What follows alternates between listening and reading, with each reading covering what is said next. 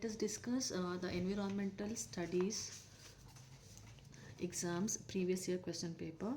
So ನೀವು Bangalore university question paper ನೋಡಿದ್ರೆ ಅದು ಮ್ಯಾಕ್ಸಿಮಮ್ ಮಾರ್ಕ್ ಬಂದು 40 ಮಾರ್ಕಾಗಿದೆ. 10 ಬಂದು ಇಂಟರ್ನಲ್ಸು, ಟೈಮ್ ಬಂದು 1.5 ಅವರ್ ಇರುತ್ತೆ.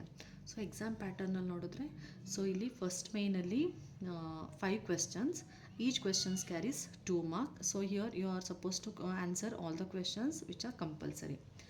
ಸೊ ಇಲ್ಲಿ ತೊಗೊಂಡ್ರೆ ನೀವು short note kind of things ಇರುತ್ತೆ, 2 ಮಾರ್ಕ್ ಇರುತ್ತೆ. ಒಂದು ಸೊ ಈ ಪೇಪರಲ್ಲಿ ನೋಡಿದ್ರೆ decomposers, Kyoto protocol, BOD, earthquake, mining. Decomposers ತೊಗೊಂಡ್ರೆ ದಿಸ್ ಇಸ್ ಕಮ್ಸ್ ಅಂಡರ್ ನಮ್ಮ ಎಕೋಸಿಸ್ಟಮಲ್ಲಿ ಬರುವಂಥದ್ದು. Are you can see here, if you see in the nature we can see producers, consumers, decomposers ಅಂತ ಬರುತ್ತಲ್ವ. ಸೊ ಅದರಲ್ಲಿ ನಿಮಗೆ ಡಿಕಂಪೋಸರ್ಸ್ ಬಗ್ಗೆ ಬರುತ್ತೆ.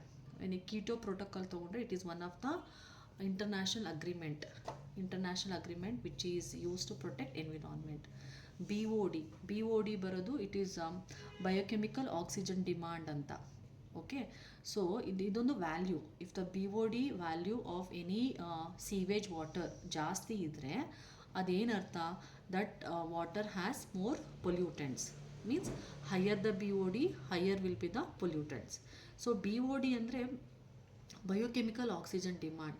ಈ ಮೈಕ್ರೋಬ್ಸ್ ಏನಿರುತ್ತೆ ವಾಟರಲ್ಲಿ, ಸೀವೇಜ್ ವಾಟರಲ್ಲಿ, they demands more oxygen because the sewage water contains more waste ಅಥವಾ ಮೋರ್ ಆರ್ಗ್ಯಾನಿಕ್ ಕಾಂಪೋನೆಂಟ್ಸ್ ಇರೋದ್ರಿಂದ ಆರ್ಗ್ಯಾನಿಕ್ ಕಾಂಪೌಂಡ್ಸ್ನ ಯುಟಿಲೈಸ್ ಮಾಡ್ಕೊಳ್ಳೋದಕ್ಕೆ biologically demands more oxygen. So ಹಾಗಾಗಿ ಬಯೋಲಾಜಿಕಲಿ ಆಕ್ಸಿಜನ್ ಡಿಮಾಂಡ್ ಜಾಸ್ತಿ ಇರೋದ್ರಿಂದ BOD ಜಾಸ್ತಿ ಇರುತ್ತೆ. So more the BOD more will be the pollution. It's is one criteria to investigate whether a water is highly polluted or less polluted. Next comes the earthquake also, it is comes under these syllabus only. You go through that, you will get content for this also.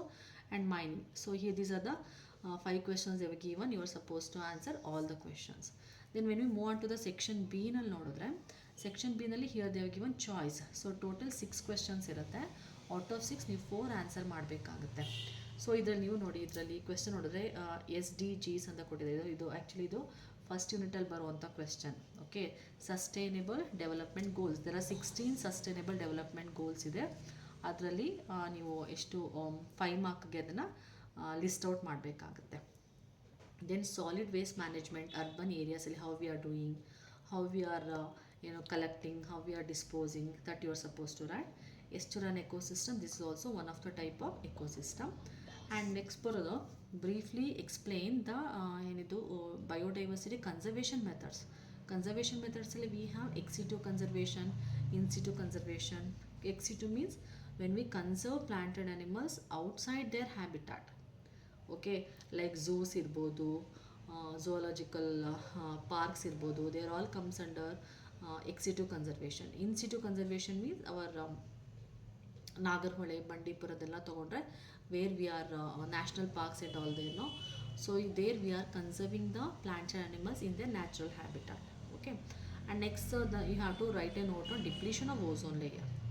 So ಇದರಲ್ಲಿ because of chlorofluorocarbon you can see the depletion of ozone layer will be happening. So that everything you should explain there. And ಒಂದು case study ಕೊಟ್ಟಿದ್ದಾರೆ last year, that is to discuss about the Kaveri water dispute, that is in between Karnataka and Tamil Nadu. ಏನೇನು problems that arises and how they try to solve this, and this you will get in a textbook. Okay, this is Kaveri water dispute.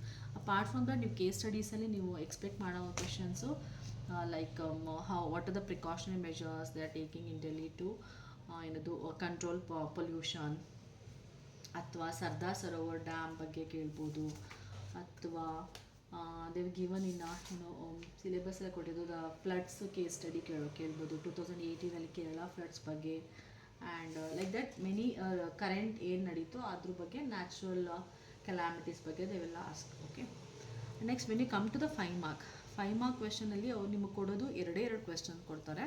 ಅದರಲ್ಲಿ ನೀವು 1 answer ಮಾಡಬೇಕು. 1 question carries 10 mark. Okay, so ಇಲ್ಲಿ ಕೊಟ್ಟಿರೋದು biogeographical zones of India. So there are 10 biogeographical zones of India that you should purely a memory based, ನೀವು full ಕಲಿತೆ ಬರಿಬೇಕಾಗತ್ತೆ ಇದನ್ನು. So 10 ಝೋನ್ಸ್ನ ಎಕ್ಸ್ಪ್ಲೇನ್ ಮಾಡಬೇಕು, starting from Himalayan region, Deccan region, coastal region, like that you should explain each and everything. Next ಬರೋದು discuss in detail about disaster management.